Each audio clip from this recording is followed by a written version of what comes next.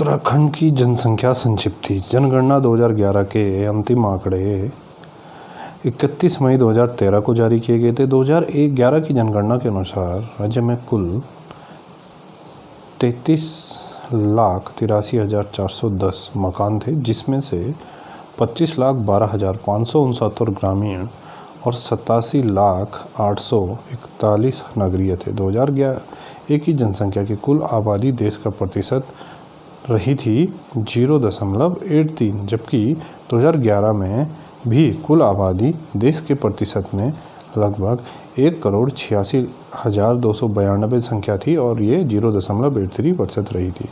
2011 में जनसंख्या वृद्धि दर तेलंगाना गठित होने के बाद 20वां गठित होने से पहले 20वां था, लेकिन तेलंगाना 2014 में गठित होने के बाद 21वां स्थान है।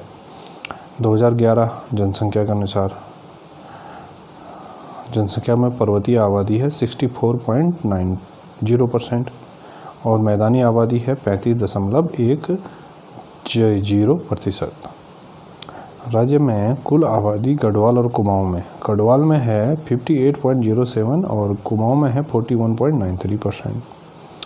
हरिद्वार, उधम सिंह नगर और देहरादून में निवास करती है राज्य की 51.91% जनता। कुल आबादी में पुरुष है जो 51,37,773 यानी कि 50.93% और जबकि महिलाएं हैं 49.07%। 0 से 6 आयु के शिशु समूह की जनसंख्या और प्रतिशत है इनका जनसंख्या में 13.44%। दशकीय वृद्धि सर्वाधिक बढ़ोतरी रही देहरादून में, ठीक है, और उसके बाद उधम सिंह नगर में, जबकि 12-11 जिलों में इसकी गिरावट देखी गई। राष्ट्रीय स्तर पर दशकीय वृद्धि रही 17.70% और दशकीय वृद्धि में देश में राज्य का स्थान है 17वां। राज्य में औसत जनसंख्या घनत्व 2011 के हिसाब से 189 रहा, जिसमें सर्वाधिक जनसंख्या घनत्व हरिद्वार में है और सबसे कम जनसंख्या घनत्व हमारा उत्तरकाशी में है। जनसंख्या घनत्व के आधार पर राज्य का स्थान है 25वां। औसत लिंगानुपात 963 है और जो कि राष्ट्रीय स्तर से भी ज़्यादा है। राष्ट्रीय स्तर पर 2011 में 943 प्रति हज़ार रहा था। लिंगानुपात में देश में इसका स्थान है 13वां और राज्य में औसत साक्षरता क्रमशः औसत साक्षरता जो है अभी की 78.82% है। औसत साक्षरता में देश में 17वां स्थान है। राज्य में पुरुष साक्षरता अभी है 87.40 और पुरुष साक्षरता में देश में स्थान है 13वां। राज्य में महिला साक्षरता प्रतिशत है 70% और महिला साक्षरता में देश में स्थान है 20वां। राज्य में सबसे नेगेटिव जो जनसंख्या रही थी वो पलायन के कारण पौड़ी और अल्मोड़ा में रही थी। राज्य में सबसे का ज़्यादा और आबादी वाला क्षेत्र है हरिद्वार और सबसे कम है रुद्रप्रयाग। सबसे अधिक लिंगानुपात है अल्मोड़ा का 1139 और सबसे कम है हरिद्वार का 880। जनसंख्या घनत्व में हरिद्वार सबसे आगे है 801 और इसी में सबसे कम है उत्तरकाशी मात्र 41। राज्य में सर्वाधिक दशकीय वृद्धि वाले 4 जिले हैं उधम सिंह नगर 33.45%, देहरादून 32.33% और उसके बाद हमारा हरिद्वार 30.63% और नैनीताल 25.13%। जबकि सबसे कम जनसंख्या वृद्धि वाले हैं पौड़ी -1.32%, अल्मोड़ा -1.28%, उसके बाद टिहरी 2.35% और बागेश्वर 4.18% यानी कि इनमें सबसे कम रहा था। ग्रामीण जनसंख्या का और प्रतिशत 2011 में 69.77 और नगरीय जनसंख्या 30.23% है। नगरीय जनसंख्या और प्रतिशत दृष्टि से देश में स्थान है 20वां। सर्वाधिक नगरीकरण वाले जिले हैं देहरादून और सबसे कम नगरीकरण हुआ था बागेश्वर में। सबसे अधिक नगरीकृत वाले जिले हमारे देहरादून, नैनीताल, हरिद्वार और उधम सिंह नगर और सबसे कम हमारे हैं बागेश्वर, रुद्रप्रयाग, उत्तरकाशी और अल्मोड़ा में।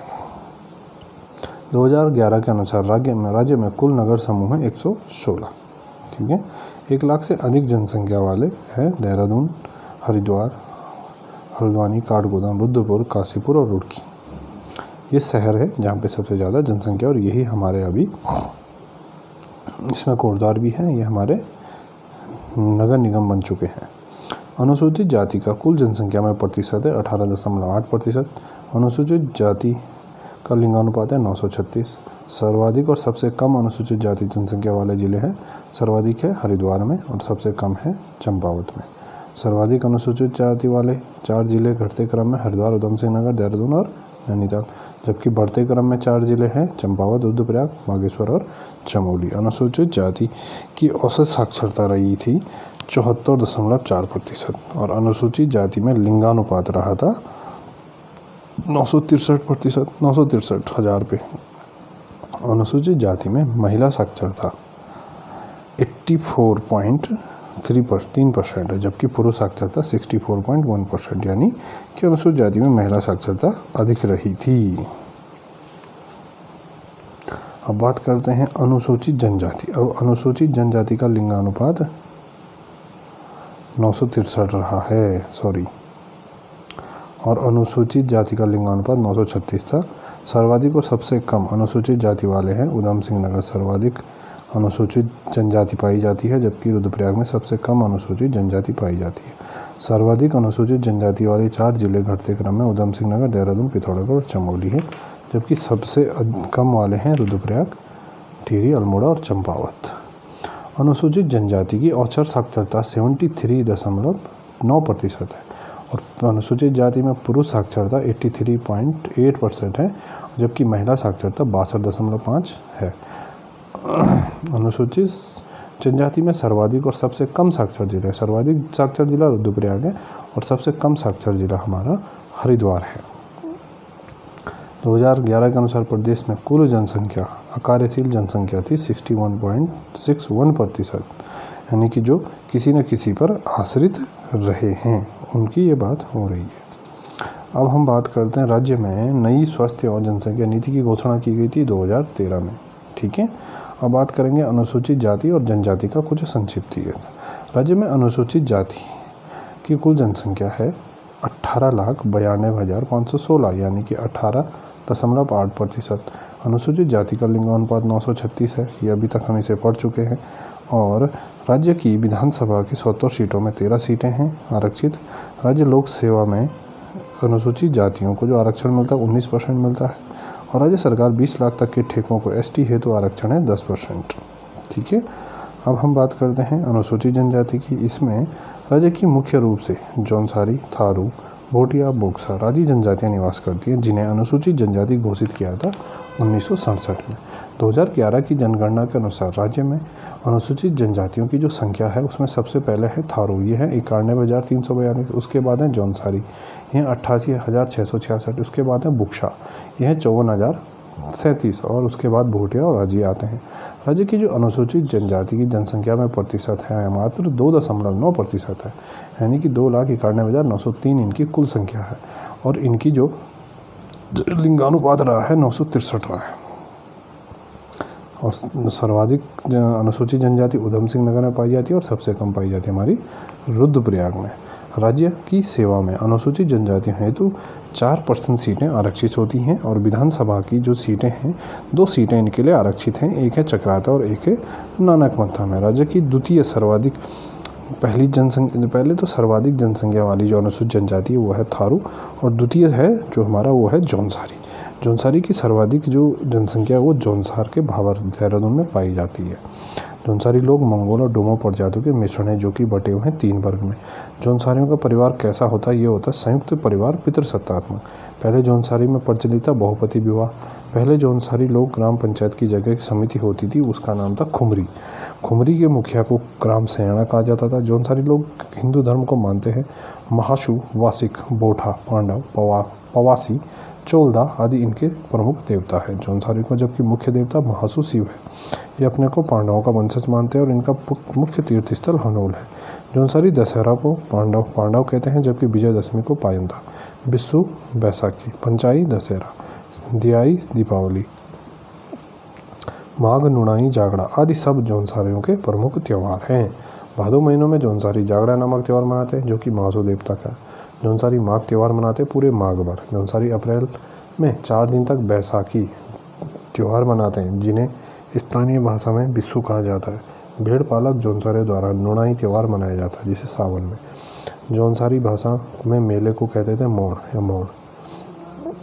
हारुल यानी परात नृत्य, रासों, घुमसू यानी छेला या छोड़ो, धी ना गुंडचा, जंगबाजी, सराई, हिदिया, सामूहिक मंडवाण, तांदी, मरोज, रोणता, ठुमकिया, बराडी, गाड़िया, रास, रासो, झेला, पंड वाला, पोणाई, रैना रात, अंडे कंडे आदि जौनसारियों के नृत्य हैं।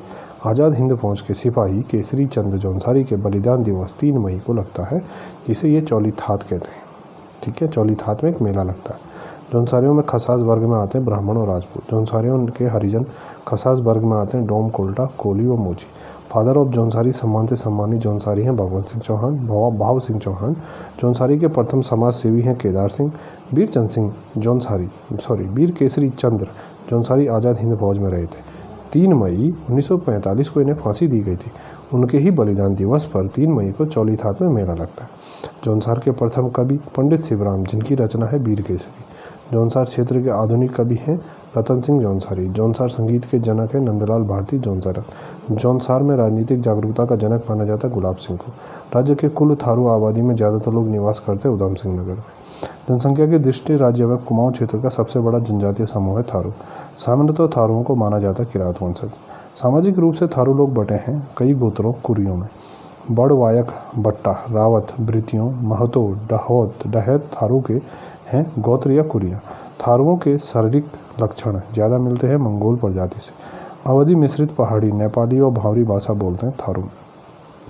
थारू स्वयं निर्मित शराब को कहते हैं जाड़। थारू में दोनों पक्षों में विवाह तय होने को कहते हैं पक्की पौड़ी। थारू में विवाह की सगाई रस्म को कहा जाता है अपना पराया। इसमें विधवा विवाह के बाद दिए जाने वाले भोज को कहते हैं लठ भरवा भूत। थारू मानते हैं हिंदू धर्म को।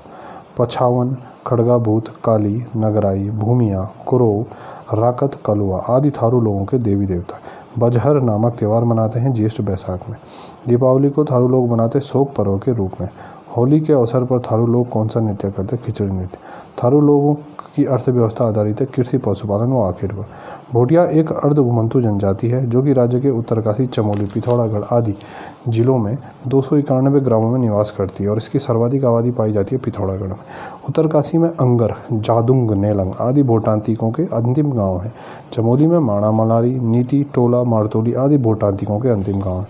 पिथौरागढ़ में दुंग, मिलम, तेडांग, जोलिंग, कोंग, कुट्टी आदि भोटांतिकों के अंतिम गाँव हैं। चमोली में भोटिया, मरछा, तोरछा आदि। उत्तरकाशी में जाड़ कहते हैं, जबकि पिथौरागढ़ में जोहारी और सौगा कहा जाता है। जाड़ भोटिया अपने को मानते हैं जनक का वंशज। बौद्ध धर्मनाई होते हैं जाड़ भोटिया। जाड़ लोगों की भाषा रोम्बा, लोहसुर व सुरगन जाड़ लोग कहते हैं त्यौहार। जाड़ को छोड़कर शेष भोटिया स्वयं को मानते हैं खस राजपूत। भोटिया हिमालय की, तिब्बती, बर्मी भाषा परिवार की कितनी बोलियां बोलते हैं? 6। भोटिया किस जाति के होते हैं? तिब्बती, मंगोलियन मिश्रित। भोटिया लोगों का शीतकालीन आवास गुंडा या मुंसा कहलाता है। ग्रीष्मकालीन आवास कहलाता है मैत। ज्या, च्याय जैसा, जतकी, छंग, मदिरा भोटिया लोगों का प्रिय पेय। तत्सन, दमोल भोटिया विवाह की 2 प्रमुख विधियां हैं। विवाह के अवसर पर भोटिया करते हैं पोणा नृत्य। भोटिया अपने सगे संबंधियों को कहते हैं श्वारा। भूम्याल, ग्वाल, वैग, रैग, चिम, नंदा देवी, दुर्गा, कैलाश पर्वत, द्रोणागिरी, हाथी पर्वत आदि भोटियाओं के पूज्य देव हैं। इनमें 12 वर्ष में मनाया जाता है कंडाली उत्सव। तुवेरो, बाज्यू, तिमिली आदि भोटियाओं के लोकगीत हैं। भोटिया मुख्य बाग यंत्र है हुड़के। भोटियों की अर्थव्यवस्था है कृषि, पशुपालन, दस्तकारी, व्यापार। ऐसा माना जाता है कि 16वीं सदी में बोक्सा सर्वप्रथम आकर बसे थे बनवासा, चंपावत। बोक्सा राज्य के नैनीताल, उधम सिंह नगर, देहरादून, पौड़ी जिलों में मिलते हैं, लेकिन इनकी सर्वाधिक जनसंख्या उधम सिंह नगर में है। नैनीताल और उधम सिंह नगर में बोक्सा बहुल क्षेत्र को कहा जाता है बुक्साड़। देहरादून में बोक्साड़ को कहा जाता है महर बोक्सा। अधिकांश विद्वान इन्हें मानते पंवार राजपूत घराने के। यदुवंशी पंवार, राजवंशी, परत जाओ, तुनवार, बोक्सी 5 गोत्रों की उपजातियाँ। बोक्सा सर्वाधिक निकट है हिंदू धर्म के। खेड़ी देवा, ज्वाल्पा देवी, हुलका देवी, सकरिया देवा, बोक्सा आदि के स्थानीय देवा। बोक्सा लोगों में सबसे बड़ी देवी है चामुंडा देवी, काशीपुरा। बोक्सा सबसे पहले कहाँ बसते थे? बनवासा, चंपावत। बोक्सा लोगों की भाषा भौरी, कुमैया, रजभैंसी। चैती, नौबी, होंगण, ठल्या, गुटेर, मोरो। होली, दीपावली, नवरात्रि बोक्साओं के प्रमुख त्यौहार। बोक्सा लोगों का सबसे प्रमुख त्यौहार है चैती। बुक्सा में बिरादरी पंचायत, मुंसिफ, दरोगा, सिपाही होते हैं न्याय कानून व्यवस्था हेतु। बुक्सा अर्थव्यवस्था आधारित है कृषि, पशुपालन और दस्तकारी पर। वन, रावत, जंगल के राजा आदि कहा जाता है राजियों को। राजी अपने को हिंदू धर्म मानते हैं और वर्ण क्रम में अपने को मानते हैं रजवा, राजपूत। पहले मूक विनिमय प्रथा प्रचलित थी राज्यों में। राज्यों की बोली मुंडा है, लेकिन बाहरी लोगों से कुमाऊनी बोलते हैं। राजी लोगों की जनसंख्या सबसे कम है, 690 है। अधिकांश तो राजी रहते हैं पिथौरागढ़ में। राजी किस प्रकार का शिल्प में निपुण है? काष्ठ शिल्प में। राज्यों के देवता है बाघनाथ, मुख्य देवता, मलयनाथ, गढ़नाथ, सैम, मल्लिकार्जुन, चुरमुल, नंदा देवी, गोरा, अठवाली, कारक, कार्क, मकरा, मकर आदि सकल। राज्यों के प्रमुख त्यौहार हैं। राज्यों में सांग, जांगी व पीठा संस्कार होते हैं विवाह से पूर्व। राजी अपने आवास को कहते हैं रोत्यूड़ा। राजी अधिकांश रहते हैं झोपड़ियों में। अब बात करते हैं परिवहन और संचार। राज्य में कुल यातायात का, सड़क यातायात का दोना 85% और इसमें लगभग 80% निजी ट्रांसपोर्टों का योगदान है ना। राज्य का अभी भी 40% भूभाग सड़क जाल से अछूता हुआ है। सड़कों की कुल लंबाई की जो सर्वाधिक संख्या है वो गढ़वाल मंडल में ज़्यादा है। रामनगर नैनी से कौलागढ़ कॉर्बेट होते हुए कोटद्वार के लिए 88 किमी पुराना मार्ग जो कंडी मार्ग अभी भी बंद है। गढ़वाल कुमाऊं मंडल के अंदर जोड़ने के लिए सीधा मार्ग होता है कंडी मार्ग। रामनगर से काशीपुर, जसपुर, अफजलगढ़ होते हुए कोटद्वार की दूरी 161 किमी, जबकि कंडी मार्ग खुलने पर यह दूरी मात्र 88 किलोमीटर होगी। राज्य गठन के समय सड़कों की कुल लंबाई 10,000 किमी थी और उसके बाद राज्य में राजकीय राष्ट्रमार्गों की लंबाई मार्च 2016 तक, जो कि लोक निर्माण विभाग के अधीन हैं, वो हैं 24,471 किलोमीटर। ठीक है। राज्य में राजमार्ग की नेशनल हाईवे की कुल संख्या है 14, इनमें से 5 आगतन यानी नए हैं। सबसे लंबा और सबसे छोटा राष्ट्रीय राजमार्ग 58 है जो 376 किमी, ये सबसे लंबा है, और सबसे छोटा है 72 है जो मात्र 15 किलोमीटर लंबा है। 1950 में 60 के बीच में पूर्णतः जनता द्वारा निर्मित 26 किमी सड़क है पौड़ी के चांदकोट जनशक्ति मार्ग। 2005 में निर्माणाधीन 659 किमी लंबा एवं 2 लेन की सबसे बड़ी जो सड़क परियोजना हिमालयन हाईवे परियोजना त्यूनी से लोहघाट तक की है। सीमा सड़क संगठन द्वारा जिस परियोजना की तहत राष्ट्रीय राजमार्ग 58 ऋषिकेश से माणा तक और 2 लेन का बनाया गया था, वह था दीपक परियोजना। अब यह इसी में चारधाम परियोजना चल रही है।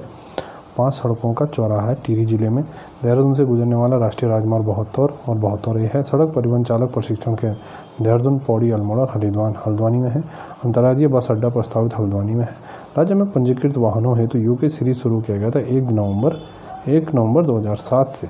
हरिद्वार स्थित है राष्ट्रीय राजमार्ग 58 और 74 के संगम पर। गंगोत्री स्थित है राष्ट्रीय राजमार्ग 108 पर। यमुनोत्री स्थित है राष्ट्रीय राजमार्ग 94 पर। ऋषिकेश एवं बद्रीनाथ स्थित है राष्ट्रीय राजमार्ग 58 पर। केदारनाथ स्थित है राष्ट्रीय राजमार्ग 109 पर। प्रदूषण मुक्त सिटी बसों का संचालन किया जा रहा है देहरादून, हरिद्वार, नैनीताल में। राज्य में कुल रेल पथ हैं 344.91 किलोमीटर। रेल पथ वाले जिले हरिद्वार, देहरादून, पौड़ी, उधमसिंह, नैनीताल और चंपावत, यानी कि हरिद्वार, देहरादून, पौड़ी, है ना। 6 जिले ऐसे हैं जिनमें रेल पथ जुड़ा हुआ है। सर्वाधिक लंबाई हरिद्वार में और सबसे कम पौड़ी में है। राज्य में प्रथम रेल पथ बिछाया गया था 1884 को, जो कि रामपुर से काठगोदाम। लक्सर जंक्शन को हरिद्वार से जोड़ा गया था 1896 में और हरिद्वार से देहरादून को जोड़ा गया था 1900 में। हरिद्वार देहरादून रेल पथ गुजरते हैं राजा नेशनल पार्क से। प्रस्तावित मेट्रो योजना है हरिद्वार ऋषिकेश देहरादून के बीच में। सर्वेक्षणाधीन रेल पथ है चारों धाम हेतु। निर्माणाधीन रेल पथ है मुजफ्फरनगर, रुड़की, ऋषिकेश, कर्णप्रयाग। राज्य की कुल रेल स्टेशन हॉल्ट हैं 41 और प्रमुख रेलवे स्टेशन है देहरादून, रायवाला, ऋषिकेश, हरिद्वार, रुड़की, काशीनगर, रामनगर, रुद्रपुर, किच्छा, लालकुआं, हल्द्वानी, काठगोदाम, टनकपुर आदि। बड़ी रेलवे लाइन टर्मिनल स्टेशन है काठगोदाम, नैनीताल और कोटद्वार, पौड़ी में। छोटी रेल लाइन टर्मिनल स्टेशन है टनकपुर, चंकावत में। राज्य में हवाई अड्डे हैं दून हवाई अड्डा देहरादून, फुलबाग, पंतनगर, उधमसिंह नगर, नैनीसैनी, पिथौरागढ़, गौचर, चमोली और चिन्याली शौड़, उत्तरकाशी। एक एविएशन एकेडमी की प्रस्तावित है हरिद्वार में। हेलीकॉप्टर सर्विस सब गौचर और चिन्याली शौड़। 16 मई 2003 से हेलीकॉप्टर सेवा अगस्त मुनि केदारनाथ के लिए। राज्य में कुल डाकघर हैं 2721 और राज्य में कुल पीसीओ हैं 2076। अब हम बात करेंगे राज्य के विद्युत ऊर्जा संक्षिप्त की। राज्य में प्रथम जल विद्युत परियोजना मसूरी के भट्टा फॉल के पास की गई थी। 1909 से चालू ग्लोगी जल विद्युत परियोजना है, जबकि 1907 में स्थापित हुई थी, 1906 में शायद स्थापित हुई थी। राज्य गठन के समय राज्य में कुल विद्युत उत्पादन क्षमता 1115 मेगावाट थी। 2015-16 में सरकार द्वारा उत्पन्न क्षमता 12,090 मेगावाट थी। वर्तमान उत्तराखंड विद्युत की जरूरत लगभग 1900 मेगावाट की है और राज्य सरकार 900 मेगावाट अतिरिक्त जल विद्युत उत्पादन का लक्ष्य 2017 तक है। राज्य में जल विद्युत निगम द्वारा संचालित कुल विद्युत उत्पादन परियोजना की संख्या है 34। राज्य में अधिकांश 80% विद्युत परियोजना केंद्रीय कंपनियों दूसरे राज्यों की निजी कंपनियों की हैं और उन्हीं के द्वारा बनवाई जा रही है। उपरोक्त परियोजना का राज्य को लाभ मिलता है 12% बिजली रॉयल्टी के रूप में निःशुल्क व रोजगार। वर्तमान राज्य की सबसे बड़ी जल विद्युत परियोजना टिहरी जल विद्युत परियोजना, जिसकी कुल उत्पादन क्षमता 2400 मेगावाट है। टिहरी डैम निर्माण उत्तर प्रदेश सिंचाई विभाग द्वारा चालू किया गया था 1978 को और केंद्र ने टिहरी डैम निर्माण हेतु अपने हाथ में लेते हुए TIDC का गठन किया था 1989 में। राज्य में सर्वाधिक ऊंचाई वाले निर्मित टिहरी बांध भगीरथी बांध है 200, टिहरी बांध जो भगीरथी पर है 260 मीटर, किसो बांध जो टोंस नदी पर है 253 और लखवाड़ बांध जो यमुना पर है 204 मीटर, कोठार बांध जो कोसी पर 155 है, कौलागढ़ बांध पर जो 126 किमी है ना। टिहरी डैम का आधिकारिक नाम है स्वामी रामतीर्थ सागर। टिहरी डैम का स्थानीय नाम है सुमन सागर। सर्वाधिक जल धारण क्षमता वाली कृत्रिम झील है होगी जो कोठार झील कोसी में। राज्य में सर्वाधिक जल संग्रह क्षमता है घटते क्रम में है। कोठार सबसे ज़्यादा है, टिहरी, किशोर, कौलागढ़ और लखवाड़। टोंस नदी पर बांध बनाए उत्तराखंड हिमाचल के बीच समझौता जून 2015 को हुआ था। राज्य में प्रस्तावित सबसे बड़ी जल विद्युत परियोजना है पंचमेश्वर, जो काली भारत नेपाल के संयुक्त है, जो इसका 5040 मेगावाट का क्षमता का अनुमान है। ग्रामीण विद्युतीकरण का प्रतिशत लगभग राज्य में 2015 तक 99.52 हो चुका था।